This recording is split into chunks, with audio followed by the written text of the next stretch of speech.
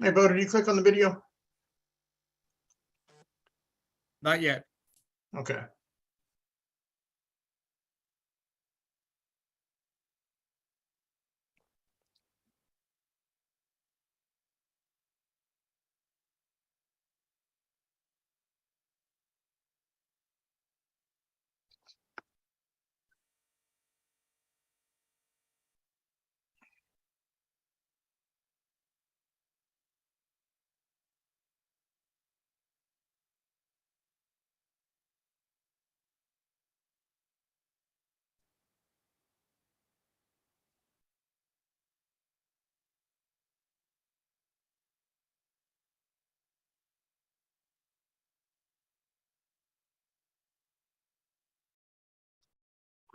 Ladies and gentlemen, this is Dave Conley with One More Day. Welcome to another episode of Straight Talk.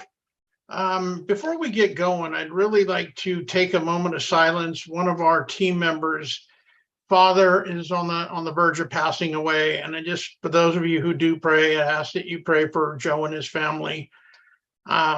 He's become a very, very integral part of our team. So, Joe, we're really sorry for what your family's going through.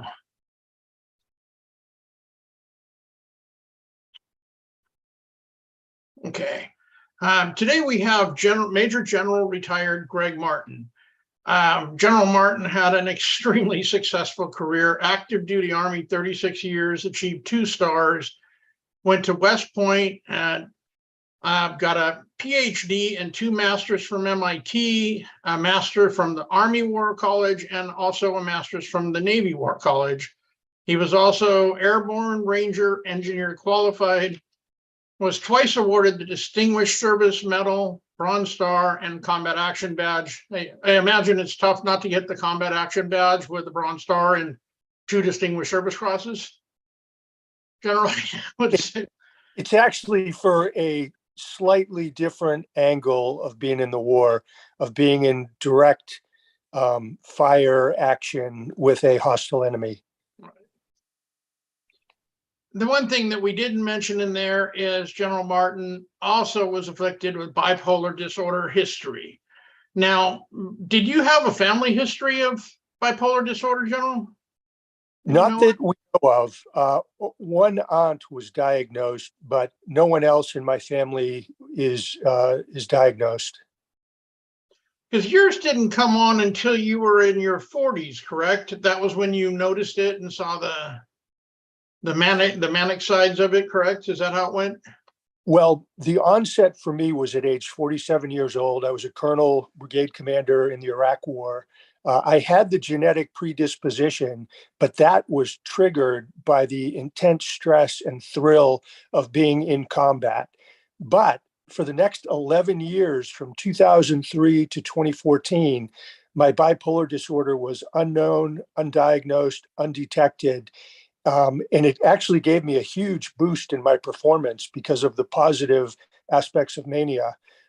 So it wasn't until 2014, 11 years after onset, when I was 58 years old, that I went into full-blown mania, and my behavior became so erratic, over the top, disturbing, that there were dozens of anonymous complaints to my boss, the chairman of the Joint Chiefs of Staff, that said they thought I had gone crazy. And in fact, I was in a state of manic madness. And that was the point at which I was removed from my position as president of National Defense University. General Dempsey, the chairman, gave me an order to go get a psychiatric evaluation. And interestingly, I had 3 evaluations within a couple of weeks, and all 3 said, "You're perfectly fine. There's nothing wrong with you." And it wasn't until about 4 months later, after I had crashed and spiraled into totally hopeless, debilitating, acute depression with terrifying psychosis, that I went in, because I was so sick, I could hardly get out of bed. I could barely function as a human being. And that at that point, I was diagnosed with bipolar disorder type 1. And the type 1 just means more mania, less depression. Type 2 means more depression, less mania. Oh, wow. Now, one of the questions we get the most, and I was going to hold this, but you and I were talking about earlier, The big problem you had is that nobody knew that there were any flags, especially in the early on days, because they didn't know the signs. We deal with that a lot on the suicide prevention side also. People just don't know that these things are actual signs of impending problem. Can you go in a little bit to what should they have been looking at in your, what should they have, people have noticed, superiors, juniors, whatever, about your behavior? Well, that's a great question. The single biggest reason why nobody detected or recognized that I had bipolar disorder is that they were untrained, uneducated, ignorant of the basic symptoms of the basic mental illnesses and brain disorders. They didn't know what they were seeing. So if they had had any idea what mania looked like or what depression looks like, it would have been pretty easy to detect it in me going back years prior to me being diagnosed. And so, what are the symptoms of bipolar disorder? Well, first, it's all about mood swings from mania, which is being up or high, down into depression, which is low and on the bottom end of the spectrum. So on the high end, excessive, extreme energy, enthusiasm, talking, speaking with forced speech faster and faster for more and more time, a sense of grandiosity where you believe you're on a mission, a divine mission inspired by God, and that your work is actually, you're doing God's work. Another big one is what they call flight of ideas, which is, you've heard of a good idea fairy, which means you just have one good idea after another, and people can't keep up with your good ideas, let alone implement them. So those are some of the signs of mania. Other ones are a sense of recklessness, extreme risk taking, spending of lots of money in a short period of time, doing really bizarre, unusual things like quitting your job and driving cross country on a motorcycle and going into a total new type of work, even though you never rode a motorcycle before and you didn't know what you're doing in the new job. Depression is just the opposite. No energy, quiet, withdrawn, hopeless, no interest or joy in anything, to include things that you used to love doing. And with me at work, some of the big symptoms of bipolar depression were that instead of being this super enthusiastic, extroverted people person, I would grow withdrawn. I'd be confused. I would avoid people. I had a hard time making even simple decisions. So those are some of the symptoms. But again, nobody knew because they didn't know what they were looking at, because our people aren't trained. We're doing better. The military and the veteran community and the civilian community are doing better today than they did 5, 10, 20 years ago. But we have a long way to go. I agree. We did just get a question, and this is one you and I talked about. Beside the people's ignorance of not knowing what to look for, do you think there was kind of a bit of fear because you held two stars? That maybe they'd noticed these signs, but they were afraid of, talking about grandiose God, they were afraid of God coming down on them if they said anything. Yes, there's definitely a fear factor, an intimidation factor when the person who has a mental disorder or mental condition is above you in the chain of command or in the rank structure. That is absolutely a significant issue. So in addition to ignorance, people are afraid to say anything because you're the boss. Mm-hmm. And what we have to do is train people in a couple things with that regard. Need to train them in how to have difficult conversations. And if it's too intimidating to have it with the boss, which I can totally understand and sympathize with, I got it, then they need to be able to go to someone in a sort of a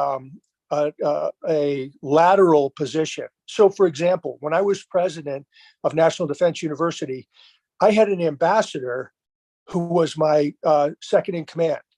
Now, the ambassador the ambassador, nobody can do anything to an ambassador, believe me. I had 5 brigadier generals working for me. I mean, what if someone had gone and talked to one of the brigadier generals, they could have come and talked to me. I had a whole bunch of senior executive service who are civilians at the general officer rank. But the problem is, when you're manic, you think you're the smartest person in the world.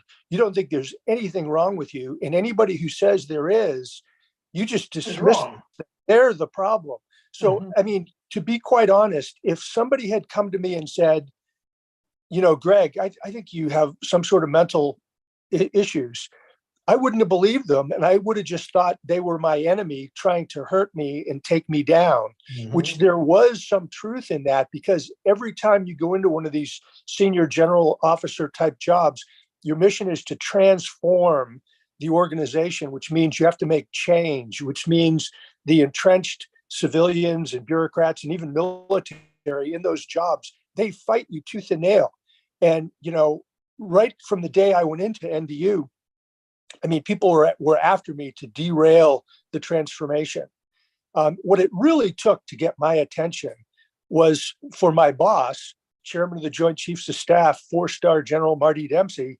He was compelled to remove me because I was so disruptive. And he ordered me to go get a psych eval. So I did. I mean, when you get an order, you have to do it. And but the problem was 3 doctors that month said, you're perfectly fine. So that took all the wind out of, this problem that I had, this illness. There's a couple other things that are really interesting. I went back and interviewed dozens of people that I worked around, that I was either their boss or whatever. And I asked them, hey, did you notice anything? I've since been diagnosed with bipolar. And many of them said, oh, yeah, as a matter of fact, I did. But one of the big reasons nobody said anything was they liked me as a leader. They said, man, we didn't want to say anything that would hurt you because it was fun being around you. It was exciting. We were doing things. We were making it happen. It was a great place to work. So we didn't want to say anything that would get you in trouble, let alone fired. So, those are just a few of the things. There is one other big thing. Remember, what does the military want more than anything in its leaders? They want energy, enthusiasm, movement, problem-solving skills, creativity. That's what they want. Well, when you go into low to moderate levels of mania, all those attributes are enhanced and boosted. So your performance as a military leader goes up, up, up until it goes too far, and then it doesn't help you anymore. It destroys you. Now, one of the questions that came back, you kind of answered. When you were first diagnosed, did you accept that diagnosis, or do you think that they were wrong, that it was wrong? I totally accepted it, and here's why. When you're manic, you feel great, you're happy, you're on top of the world, you feel like Superman. I literally felt like Superman. I even had hallucinations of myself flying. But when I crashed into depression, so I went from full-blown mania. 4 months later, I was in the depths of crippling depression, could hardly function as a human being, was in utter despair, wanted to die. I mean, every night when I went to bed, I hoped that I wouldn't wake up the next morning because I was in bipolar hell, and I just hoped I would die and that my wife and family and everybody would be better off if I was just gone. And I also had terrifying psychosis paranoid delusions that people were out to get me. They were out to get me arrested, put in jail, where I'd be tortured, beaten, murdered, die in a pool of my own blood. And so I was so sick and so crippled. I knew that this was not my imagination. This was a physical illness that had completely taken me over. And so I didn't know what was wrong with me, because remember, a couple of months earlier, they said, you're fine. You don't have anything, no bipolar. And so I said, there is something really deeply wrong with me. I am very sick. I can hardly function. I want to die. It's horrible. And then they were able to connect the dots and say, aha, you have bipolar disorder. And as soon as they said that, I embraced the diagnosis, which is critical for recovery. I embraced and said, hey, thank you, doctor. Now at least I know there's a scientific, physiological reason for my sickness. That had to be a relief. It absolutely was. Now, getting the diagnosis was one thing, but getting healed was a totally another one, because I slogged and was tortured in bipolar hell for the next 2 years before I finally got put on the right medication that balanced out my brain chemistry. That took 2 years before I was prescribed lithium, which was kind of the magic medication for me. All right, we got a couple. I like this. Got a couple more questions that have come up. Let's see what we got. How much of the stigma associated with reaching out for help with these issues stems from upbringing or places like West Point? Valid question. The military or other similar environments. How much has changed? And the second part of that question, how much has changed since you were at West Point? I'm guessing that means how understanding is West Point now to mental health issues? I'll go back and take the first part. Where does stigma come from? Well, it comes from a long history of the human race completely not understanding mental illness and mental conditions. For centuries and centuries, people believed it was evil spirits flying around inside the brain, which caused these mental conditions and mental illness. Now, we know that's not true. We have for now, the better part of a century, understood that brain disorders are physiological in nature. They're just as physically real as cancer, diabetes, heart disease. So they're real. They're not a product of the imagination or a lack of willpower or weakness in one's character. They're just not. But that lingering idea, which is truly, it's ignorant, it's medieval, it's barbaric, it's cruel, that has continued, and still, significant parts of the population, especially overseas, believe it still is true that it's a character flaw. If only you tried harder. Well, I got to tell you, I'm a graduate of Ranger School, Army combat vet, have deployed a bunch of times and done all kinds of things. And there's nothing weak about my character or my willpower. I have ironclad willpower. I've run 7 marathons, including one in 2 hours and 36 minutes. So there's no weakness there at all.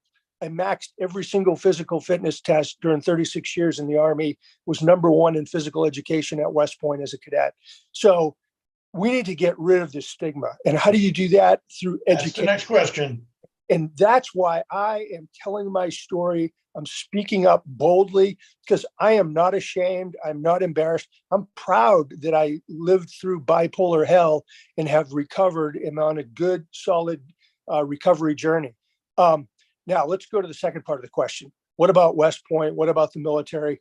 If you go back to pre-Vietnam, things were terrible, very terrible, terrible lack of understanding. If you remember the movie Patton, the great General Patton goes in and slaps him. A soldier who had severe PTSD from the things he had experienced on the battlefield. So here's Patton, one of the great intellectual leaders in the Army, completely ignorant about, a mental health condition that was affecting not just that soldier, but probably thousands of soldiers. They call it cowardice. That's right. And the Vietnam generation did a big thing for us. They had so many mental conditions and mental problems. People figured it out that a lot of it was due to PTSD, post-traumatic stress disorder. So the Vietnam generation put that lexicon into the vocabulary. I don't think it went very far until 9/11. And then after 9/11, with the wars in Iraq and Afghanistan and the endless deployments of war for 20 years, you had significant PTSD, depression, suicidality, traumatic brain injury, survivor's guilt, moral injury, bipolar disorder, and other mental conditions. These things went up, up, up. And so the military, to its credit, really went to work studying it, trying to understand it. They did a partnership with the National Football League on brain injuries. The military has worked very hard, and I would say has improved significantly. Is it good enough? No, we have a long way to go. Agree. And somewhere in this conversation, we can talk about some of the things that we can do better. And that is, we've got a couple other questions that are really, I think, you'll be interested in answering. The last one is, did you have more than just the last depressive state? Were you manic and rarely depressive, which is what you defined part one as? But did you have any other of those really depressive states during your career? Yes. Let me back it up. I learned in the last year a fascinating discovery, and I was diagnosed by one of the preeminent psychiatrists in the country. That from my teenage years on until the onset of bipolar, I had a condition called hyperthymia, not to be confused with hypomania. Hyperthymia is a near continuous state of mild mania, which gives the person, way above average levels of enthusiasm, energy, drive, creativity, problem solving abilities. I had that and was really benefited from it. I mean, if you have it, in many ways, you're really fortunate because it boosts and enhances your performance. So like all through high school, West Point, my years as an Army officer, I mean, I was like a superstar, but I had this chemical advantage in the form of hyperthymia.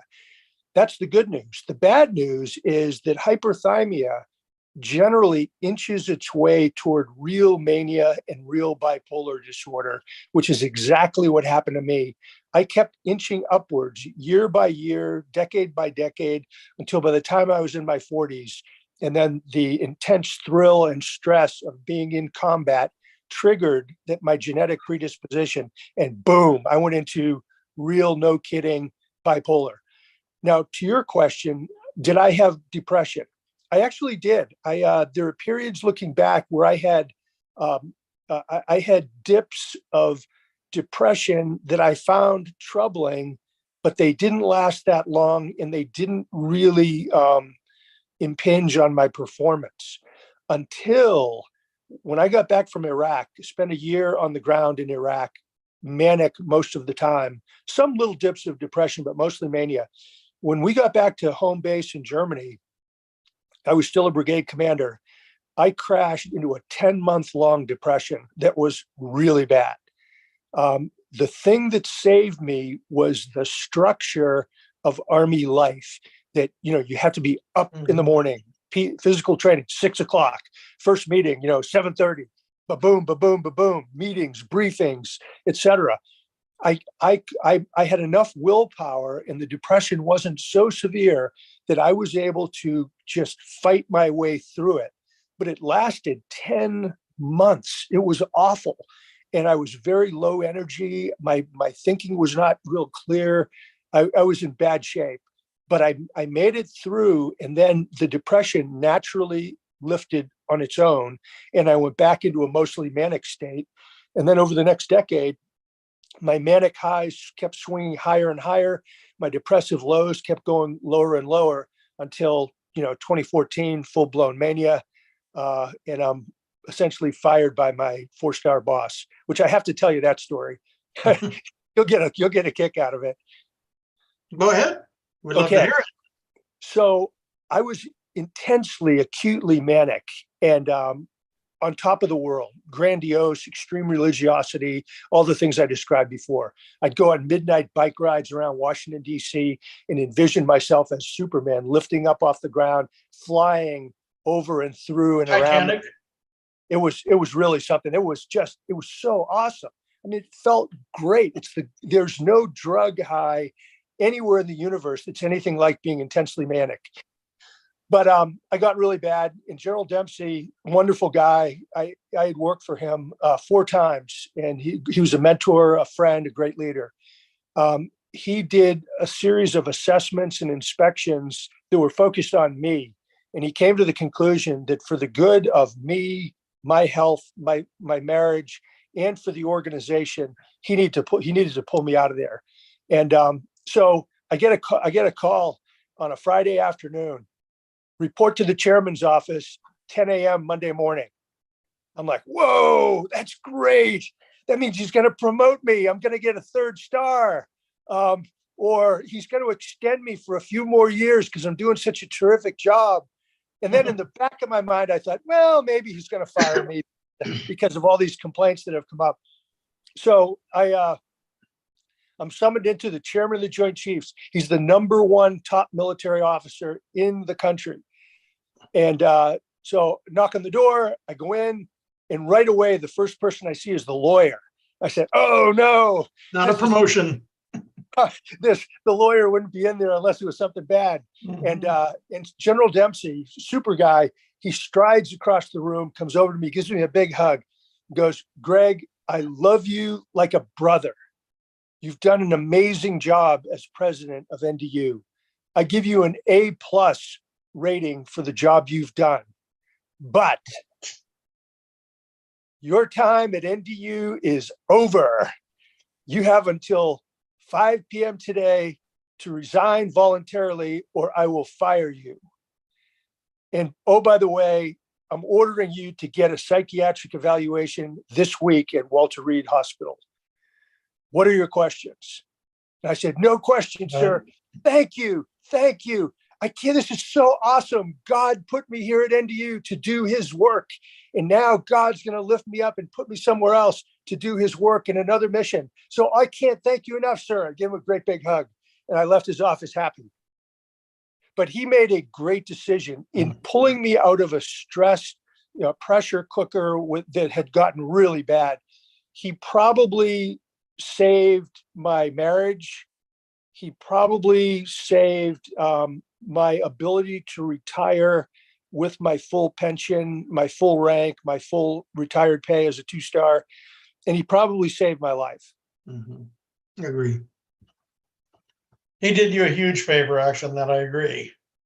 Right, this is great. We've got lots of people asking questions here. You just mentioned the idea of not believing or thinking folks are enemies. Could you give your thoughts on more senior leaders not understanding their mental or behavioral issues and potential ways ahead, not only for them, but our force as a whole? Yeah, focusing in on senior leaders. That's what you and I talked about, being at the top, being lonely and nobody there. Yes, when you rise to these, high-level positions as a general officer, an admiral, or in the civilian world, as a big shot in some corporation, some corporate sector, or in a very high-level government position where you're one of the top dogs in, the VA or the DOD or, what have you, it's very lonely. There aren't peers around you. We talk about having a buddy system or a peer support system. Well, who's your buddy when you're a 4-star general? There aren't any. You don't have neighbors who are no one to talk to. You're pretty much on your own. And one of the things I recommend is that all organizations, military, civilian, business, they should establish a buddy system, as we've always called it in the military. Or in the civilian vernacular, it's now called a peer support system. And what it means is you get a person and you get to know each other and you trust each other and you have a pact that, the person can give the worst bad news in the world with no retribution, no hard feelings, no harm done, so that you can have this dialogue and clue each other in that, hey, man, I'm starting to see things that are troubling. You're starting to act kind of weird. You're seem paranoid to me, or, you're whatever the issue is. So we do need to get that type of situation, the peer support buddy system. I would say that the level, and this is pure speculation, I don't have any data to prove it because I can't get the data, that I would say that the level of mental illness and the levels of mental health conditions, something short of an illness, but still a serious condition, is probably a lot higher than anybody realizes. Mm-hmm. And it's a lot higher because, number one, like I was describing, my mental illness was masked and hidden for years and years because it was giving me and fueling these attributes that made me a more successful officer. So instead of people saying, wow, this guy's energy and enthusiasm is it's kind of out there. This is a little bit too much. They're like, Kind of whoa, scary. look at, Major Martin, Colonel Martin, General Martin. I mean, this guy's like Superman, and it hid and masked it. I would tell you, I don't think I was alone. I bet you there's many, many more. One of the things that happens both in business and in the military and in the civilian government is when someone does go off the rails, over the top, off the rails, and taken out of their position, it is generally handled in a very low key, soft, Under the carpet. hush way. They keep it under wraps. They don't want the person to, quote, be embarrassed, which is part of the stigma. They don't want to do things to hurt the high level person or their family member. So the person just kind of quietly goes away. It was very interesting. When I wrote my kind of opening salvo blockbuster article in Task and Purpose a year and a half ago, I mean, I got calls and emails from hundreds and hundreds of people who knew me, including, 4-star generals. And they all said, we had no idea. We just know you went away and it was maybe under a little bit of a cloud, but that was it, which goes to show you how closely under wraps the military and the business world keep these things, because mental illness is still such a quote unquote spooky, stigmatized, embarrassing, shameful thing. I mean, that's how it is for a lot of people. It's not for me at all. I mean, I just deal with it straight on. I mean, some people get diabetes. I got bipolar. Well, we've got two questions that we can answer in one. They're both related to family. Can you speak to whether or not your family loved ones might have noticed the signs that you were bipolar? And had they ever talked to you about what they were noticing? And two, how did your family support you through the healing? And what type of support did the military provide? Because as I read your story, the militaries didn't really help that much. It wasn't until you got into the VA's treatment that you really started seeing the difference, right? Correct. So once I was diagnosed in 2014 and then went through bipolar hell, which was horrible on my wife and kids, then they started looking back retrospectively and saying, I think this incident when you were 28, that was a little blip of mania. And this incident when you were, 30, and we saw practically all of Yellowstone Park in one day, and you didn't have to stop to take a break, to breathe, to eat, to go to the bathroom, that seemed manic.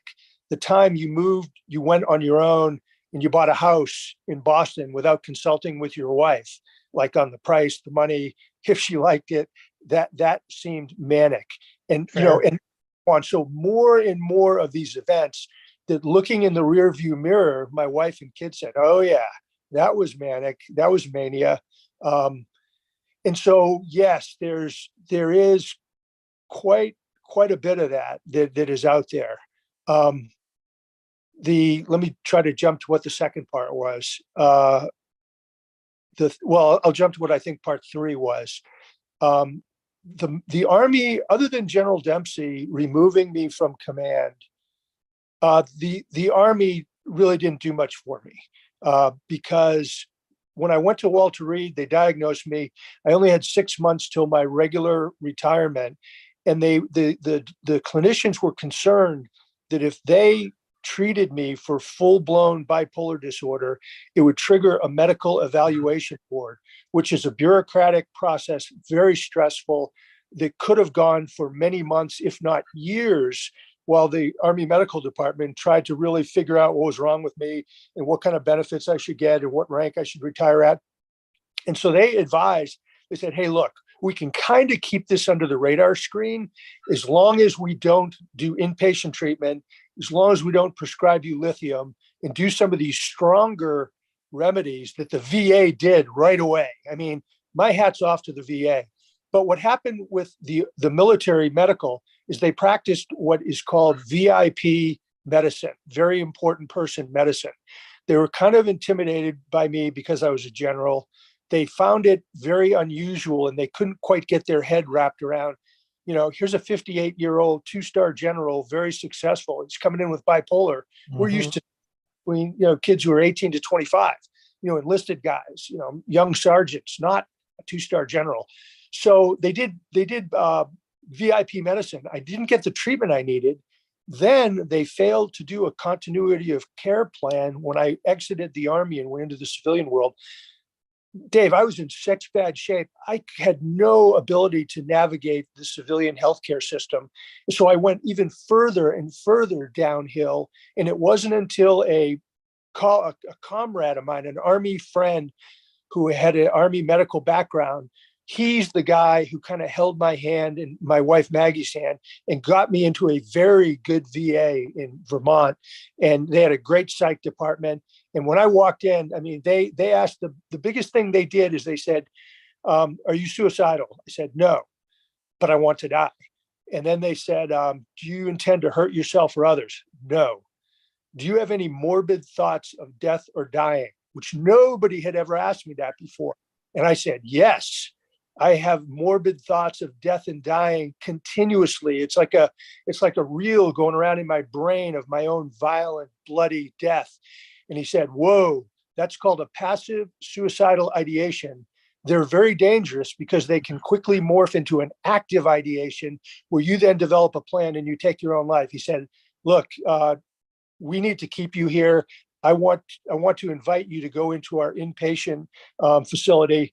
And I said, yes, please, thank you. Because I saw hope. I mean, here I see this, I'm sitting with this excellent psychiatrist who asked one of the smartest questions that nobody else ever asked me. And he's like, yeah, we want to put you in. It's a multidisciplinary team. We'll work with you every single day and we'll do everything we can to get, to heal you and get you better. I'm like, yes, amen. So I was 2 weeks in the locked psych ward, which was a great positive experience. And then I did 4 more weeks where I was staying in a dorm room inside the hospital. So I did 6 weeks of intense therapy and treatment at the VA in White River Junction, Vermont. And, one of the things that was interesting is when I actually spiked up into mania. I was so happy that I was in the patient and then I was so psyched every day to be with my treatment team because I loved them. They were like really smart. They were dedicated. They were focused on me. And it was great. All week long, I was in a high. But on the weekend, when they weren't there, I would plummet into depression again. And so they were really worried about me. And they finally tried shock treatment, electroconvulsive therapy. That was our next question. I did the full treatment, 14 treatments of ECT. And it didn't do anything for me though. It really helped some people, but it didn't do it for me. For me, it wasn't until lithium about 6 months later that my brain chemistry got balanced and right. And after 2 years of being in hell, within a week of taking lithium, my depression lifted. I felt good. Within 2 weeks, I felt excellent, energy back, interest back, excited about life. It's really just a miracle medication. And by the way, it's a natural salt that's harvested out of the crust of the earth. Lithium is? Yeah. I didn't know that. I know. I did not know that at all. All right. Here's a question that you and I talked about in our first conversation. How can we instruct from the top down to be more cognizant and self-aware of one's own mental health and to teach ourselves higher accountability? So turning yourself in for mental problem, I mean, I think that's what the question is getting at. First, we need more education and more training from top to bottom about mental health, about what the symptoms of mental illness look like. So that's number one. Number two, we really need to go after the stigma and defeat it. And the way you do that is really through education and through knowledge. I mean, if people know and believe that mental illness is physiologically real inside the brain, which, by the way, is the most complex organ we have. way more complex than the heart or the kidneys or what have you. And we know the least about it, and it's the most complicated, but it's real. It's not make believe. So people, if they know that those are two big steps: the education and the reality of mental illness. The third thing is, if you know that it's real, we need to set up our system, and we're moving in the right direction, where if someone is referred in for mental health treatment or they self-refer themselves, that can't be the kiss of death. That Right. can't be the end of a career. And I'm happy to say the military, for sure, is moving in a much smarter, more compassionate direction, where each case is taken in and of itself. Each case is looked at. There's levels of going in for mental health conditions that require like no paperwork. There's no record of it. And the therapists and the doctors have that discretion. And then people who do get diagnosed, and you need to, if you have a problem, you need to get diagnosed so you can get the proper treatment and start, getting healed. It's not the kiss of death. There are people serving today with really significant depression. Lots of people serving with PTSD, survivor's guilt, traumatic brain injury, moral injury. I don't know what the numbers are for bipolar. The issue with bipolar disorder is, even though you can go on a journey of recovery and be very, very stable, very solid, like I've been for the past 6 years, there's about a 75 to 90% chance of relapse. And when you go into a state of acute mania, the military asks itself, do we really want this person to be around firearms and around top secret classified information when they're in mania? And we know the chances of mania returning are 75 to 90% relapse rate. So I think we're doing better. I think the higher ranks of the military are very well educated, very knowledgeable about this. And I'd say down through, most of the ranks, down through brigade, all the generals and admirals, brigade commanders, battalion commanders, maybe starts getting a little, not quite so much solid at the rank of a company commander, captain. And the younger they get, probably the less solid they are on these principles that would defeat stigma. And I'd say on the NCO side, I think sergeant majors are very well informed, very knowledgeable. I think first sergeants are probably pretty knowledgeable. One of the things that I saw when I was a commander of Fort Leonard Wood, and we had a big push on mental health, was that we had General Pete Corelli, 4-star Vice Chief of Staff of the Army. I mean, he was so totally consumed by mental health and preventing suicides, and everybody got it. We all believed. We were all doing our best to do the right thing and implement this stuff. But when you got down to about the rank of squad leader, maybe even platoon sergeant, and these are the guys that are in charge of a 10-man squad or a 30-man platoon, and they're out in the motor pool with trucks and tanks and howitzers, and they're short people already, and they've got to get these pieces of equipment up and ready and deployable. And they can't afford to have a soldier or two or three or four missing because they're depressed or they think they have PTSD. And so my experience as a 2-star commander was it was about that level where the rubber meets the road, where those non-commissioned officers, nobody's cutting them any slack at all. And if they don't have the people and they can't get the mission done, then it's their neck on the line. And that's where I saw, a breakdown in how the system actually worked. Or let's say you've got a 12-man squad and you're on orders to deploy to Iraq, Afghanistan, you name it, the place. And you're short 2 or 3 guys to begin with. You can't lose any more and still be, mission capable. So that's where I saw the breakdown, where those sergeants who have a very, very tough job just said, hey, I can't afford to let you go. And we got a message for you here. I served under you while I was in C Company, 51st Engineer doing OIF. I'm glad to see you doing well, sir, and keep up the good fight. That was Adam Hilbert. Hood. Thanks, Adam. All right. Not sure.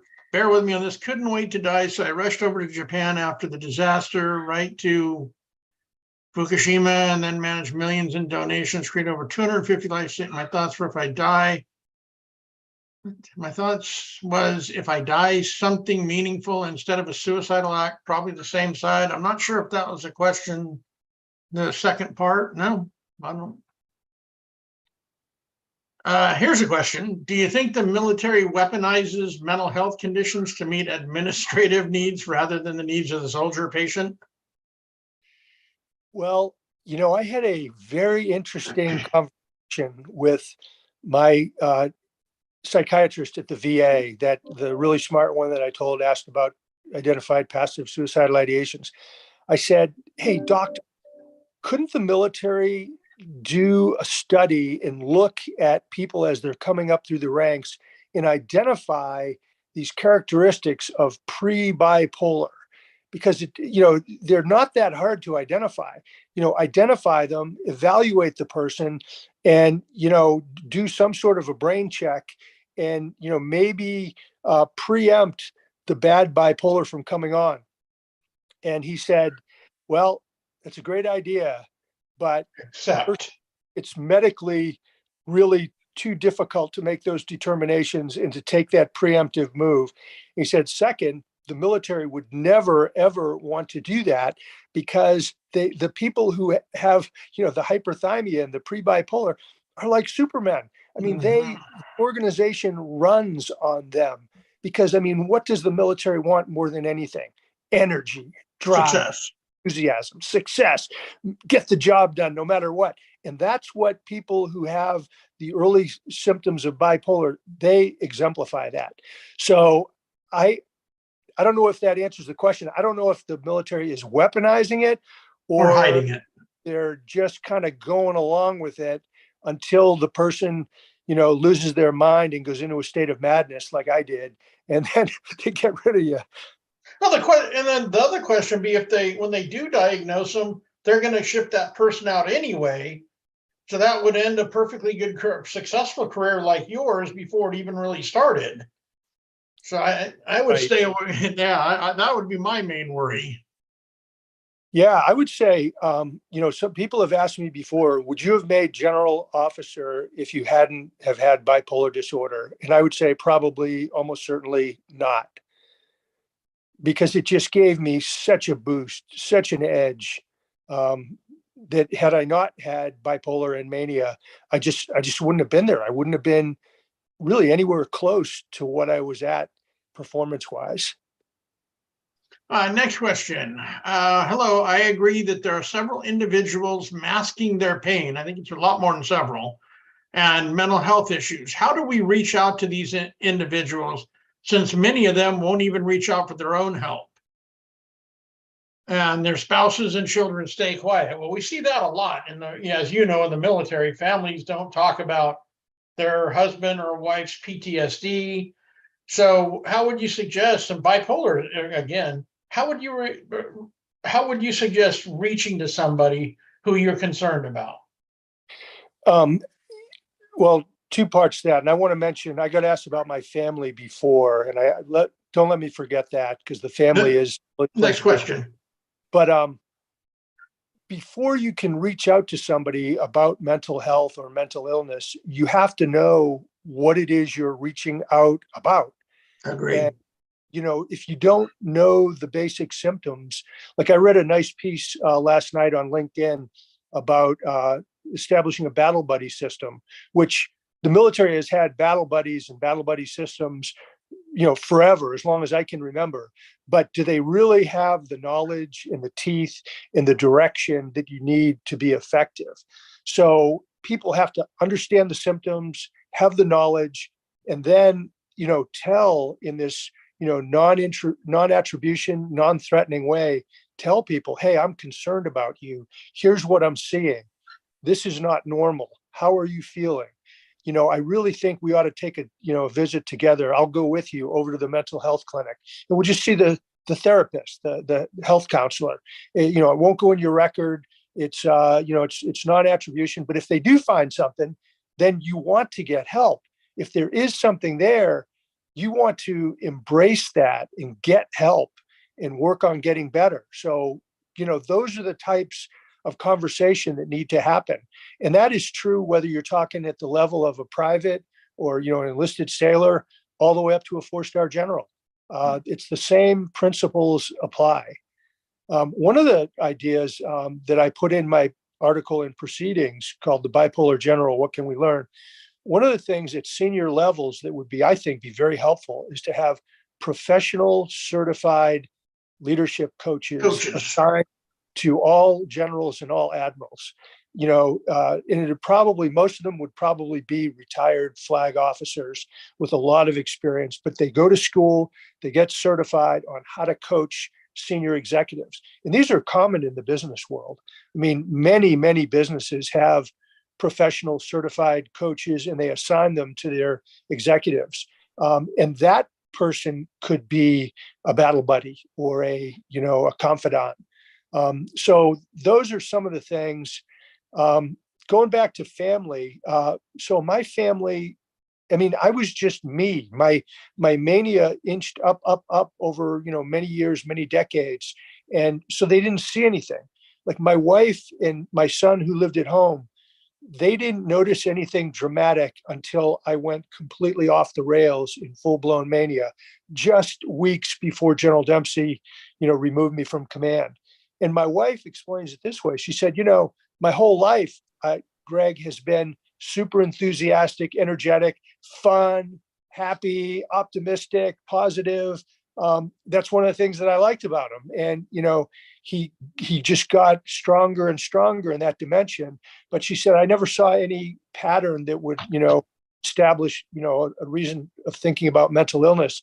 She said that she was like the frog in the proverbial pot of water. So she's in the pot of water. Somebody puts a light on under it and it gets warmer and warmer and warmer. And the frog doesn't feel it till suddenly it's boiling and the frog gets, boiled to death. And that's what she said her situation was. As far as helping me to recover and heal, I mean, she was unbelievable. I call her Saint Margaret. She did that, but I mean, she was just rock steady, stuck with me, could have left. And I think many people would have, because it's so hard. And she just hung in there each day, one step at a time, one day at a time, never quit, never threw me under the bus, never left. And I asked her, I said, why did you stay with me? And she said, the biggest reason was that you never quit. You kept going. You kept trying to get better, even through the bipolar hell. You kept working at it. And so I figured if you're continue to work at it, then I will too. My 3 kids were really good. They continued to support me and they were very, very helpful. My youngest son actually was critical in helping me to get past this paranoid delusion that I was going to be arrested. He just pushed me and coached me and encouraged me to call my former boss and have a conversation. So he was really, really helpful. That's actually an interesting little story. And then I had some really good friends that never gave up on me. Lieutenant General Tom Bostic, he's just an unbelievable guy. He stuck with me, kept trying to get me help. Colonel retired Bill Barco, he got me into the VA, and there were others. We've got time for one last question. It was asked earlier on that have you tried electroconvulsive therapy? They said hang on here. It was electroconvulsive therapy and neurofeedback are 2 very different forms of therapy. You mentioned that ECT did not work for you. Have you ever tried neurofeedback therapy? And if so, what are your thoughts on this type of therapy? No, I've never tried it. It's never been offered to me, and I'm not familiar with that therapy, that treatment. So sorry, I can't really help out there. The most significant step after ECT, the shock treatment, and it was months later, was my wife was just so discouraged. She called my doctor and said, hey, doctor, you got to do something more. I can't take it anymore. And we decided to go for lithium, which is kind of like the heavy artillery for bipolar. And the lithium is great, except it does have negative side effects. Can hurt your kidneys, your liver. The one lasting side effect is I have tremors in my hands, but it balanced my brain chemistry. All right. Well, we actually have one more here. Okay. What do you see that is being done differently? I spent 32 years in the military and went through studies, training, stand downs, focus efforts. Yet we have essentially have not truly addressed the suicide issues that are consistent outcome of mental health behavior issues. What do you think we could do differently? I think you kind of covered that earlier. Yeah. Some of the things the military has done, and again, I'm not defending the military or trying to be a cheerleader, but they have taken mental health resources and availability and pushed it way down the chain of command. I mean, you now have mental health counselors down inside of battalions, which is, really a huge step forward. You have psychiatrists that are signed with a team of medical experts, mental health experts down inside divisions. You didn't have that stuff before. And is it good enough? Are we putting a dent in the suicide epidemic? No. And so I'll tell you some of the things that I think, and I'll just tell you this, like I've been talking about, when there's a problem or a suspected problem, you got to get the person in for help. And then if you're diagnosed, embrace it, embrace the diagnosis, because it's real. It's not just in your mind. Then work with the care team and be disciplined and compliant in working with the care team. And these are all things I'm saying will make a bigger difference for the military, for the veteran community, for the civilian community. But then the person needs to you need to be proactive and aggressive. You need to build connections with people. Like, I've built connections with hundreds and hundreds of people. Some of the best people I've met in my entire life are folks I've met online since I've been writing and speaking about bipolar. And you got to and they make me happy, and I learn, and we do stuff together. But you got to build connections, because that's with people and colleagues. We talked about buddy systems, peer support, but through these connections, you're going to generate hope, and you can feed on hope because it's power in life. It's a life force. And then people need to gain knowledge and understanding. They can't sit back and be passive. You got to aggressively go get knowledge about your condition, and because knowledge is power. And go to some of these institutions. Like one of my favorites is the International Bipolar Foundation, ibpf.org. They are phenomenal. And then everybody in the culture needs to understand it's okay to not be okay. Those are some of my thoughts. All right, General, we are actually running way over here, so I don't want to tie you up in everybody has too much more. I want to thank you for joining us, and it's been really, I know it's been informational for me, and obviously by the amount of questions we couldn't get to, people really enjoyed what you were talking about, and I know they appreciated it. And to everybody in the audience, if you are struggling, please feel free to reach out to us. We get you to different kinds of treatment resources. And again, there's no record, there's no stigma, there's no judgment. Just reach out. Our next, as I think most of you know, our next guest is the SEAC, and that's CZ Lopez. He is a senior enlisted advisor to the chairman of the Joint Chiefs of Staff on November 1st. Right now, we're showing the rest of our guests. We have more than this, but these are the ones that are scheduled right now. So everybody, thank you for being here. Thank you again, General Martin, and look forward to seeing you all in a month. Hey, thanks, Dave. This is really great to be on with you and your people. And just one thing, I've got a website, www.generalgreggmartin.com. Thank you. All right. You have a great day, General. All right.